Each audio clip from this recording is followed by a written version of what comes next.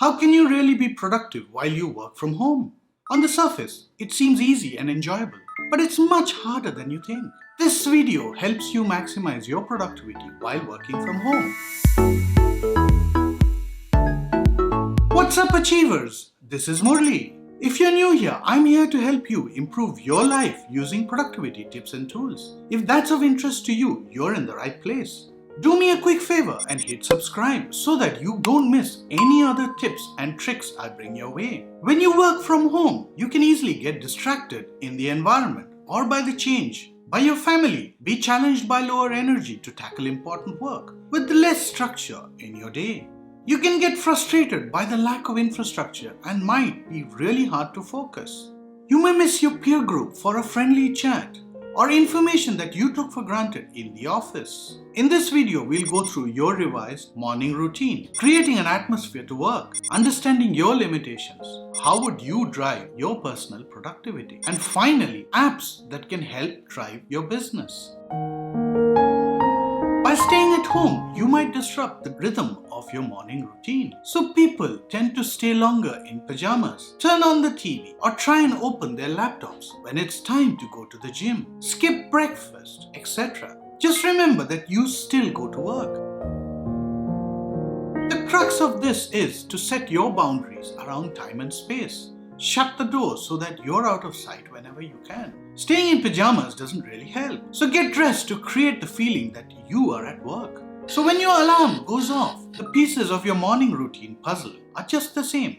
Avoid traps like sleeping a little longer, having a longer shower, lazing in bed, staying in your pajamas, and starting to work. Block that time off from family and friends so that you can minimize distractions. Agree on the blocks of time with the family as well. Explain that this is your work time, and if they interrupt for social things, just remind them gently as you normally would in the office. Show up at your workstation on time. So you must be wondering, what's that workstation? If you have a home office, good on you. If you don't, create the dining table or the kitchen counter as your workstation. Keep everything near you so that you don't run around. Build the day as you normally would. Calls, conference calls, checking in on the team, collaborating with the team, virtual workspaces instead of physical ones. And don't forget the me time to get work done by yourself. Make your list of top 3 priorities for the day that you must accomplish today.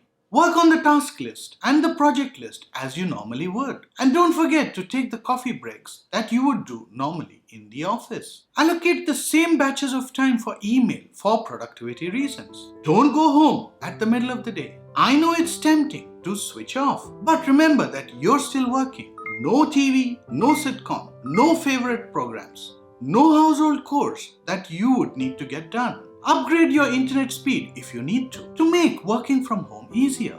Think about workarounds for infrastructure that you might miss. Your office servers, access to office files, printers, stationery, meeting rooms, etc.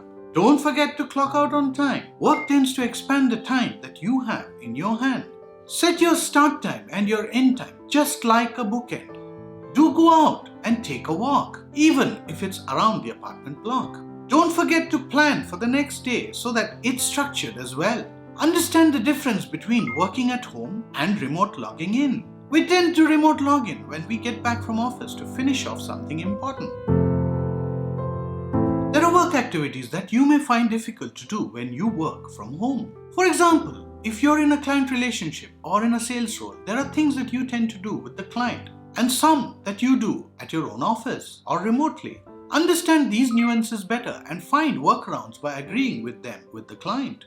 This is a great time to build your strategy or your business plan or some training material, a team project, carving out virtual workspaces, or building connections remotely with clients. It's a great time to give your teams more training. It's a great time to improve your skills. It's a great time to build your knowledge base or research information.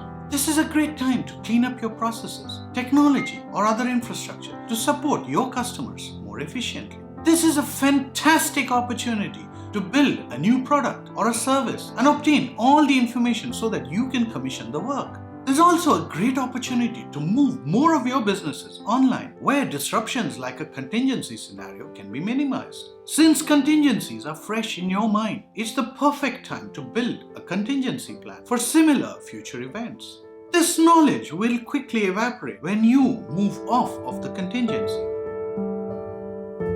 Since you've freed up commute time, you need to reinvest that time wisely. Why not for self-improvement? Relearning or rethinking your personal goals might be greatly reflective. You may always have wanted to learn something new. Isn't this a great opportunity to do so? If you have a bucket list of new habits to pick up, why not build in a habit tracker that keeps you busy? If you haven't picked up a book in a while, it provides you an opportune moment to do so. This is also a great opportunity to put together a business plan to start your own business. Apps can help you work from home. Stay in touch with your colleagues with a virtual call, with FaceTime, Google Duo, WhatsApp video calling. If you want a more professional solution that offers enterprise solutions, end-to-end encryption, then Zoom offers an excellent solution with video conferencing for meetings, training sessions, conferences, or even group chats. To quickly exchange information, you can bring in people for an active conversation while the rest of the group listens in. With Microsoft Teams, you get the experience of working remotely without feeling remote. It provides you with a hub for teamwork within Office 365 with chat, virtual meetings, calls, and collaboration from anywhere up to 10,000 people. Apps like Notion, Asana, or Evernote allow you to collaborate with documents or files, project tracking, Teams to-do lists, idea boards, and let you share your workspace to ensure collaborative working. Ever since Notion came out, I shifted my work to Notion since it has a higher flexibility compared to Asana and Evernote. I have other videos on the topic. Check it out by clicking above. What very few people know about is that you can inline video and audio besides images into Notion. Notion stores everything on the cloud, so you can remote collaborate based on video or audio instructions for this powerful experience. You can add admins and unlimited team members and guests into the app. You can also allow people to work across the entire workspace or on specific individual Notion pages. When you move from an office environment to working from home, this change can affect you both mentally and physically.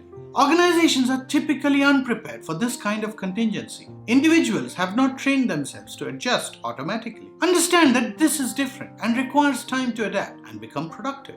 If you stick to a schedule or to a checklist, you're more likely to get up and running faster than if you don't. Celebrate your day, since it meant a lot to you personally. A glass of wine could do the trick. I'd love to hear what your favorite hacks are to work from home. Just comment below. If you're not yet part of this community, consider subscribing. Don't forget to hit the bell icon to stay notified of new videos. Check out these new videos on the screen right now for more productivity, apps, and tips. Thank you for watching. Bye for now.